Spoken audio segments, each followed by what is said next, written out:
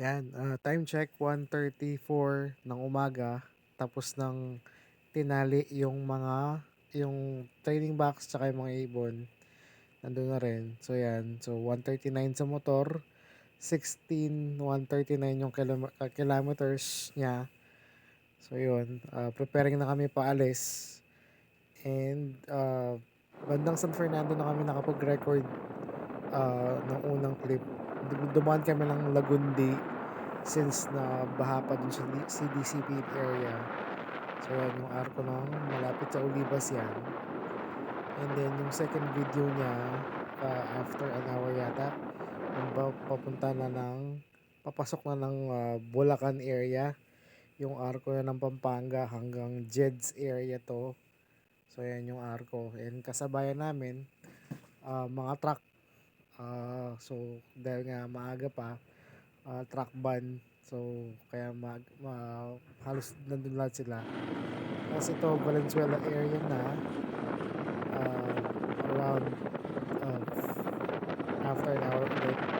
So yung mga kasalubong na mga tumatakbo, may event yata sa area.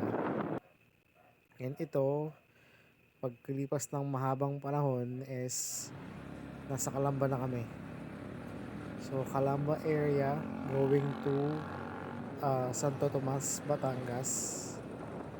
And um, yun, nag-enjoy din kaming nag-sightseeing ng nakita ang Mount Makiling. And yun na nga, nakarating na tayo. And yung konting update dun sa mga ibon after ng biyahe. Nakarating pala kami ng 6:50 ng umaga. So approximately 5 hours trip. So yun, naabutan pa namin mag race, flag racing si SM. Yan yung aking kasama. Nag-stretch after ng matagal na biyahe. And hanggang na-pick up na yung mga ibon. So yan yung Lofman nung nag-pick up. Station, nakarating kami ng bahay mga 7. Ayan yung motor. Kakarating lang namin yan. Yung kilometers niya running is 16637. Total of 498 kilometers traveled. Thank you and ingat sa lahat.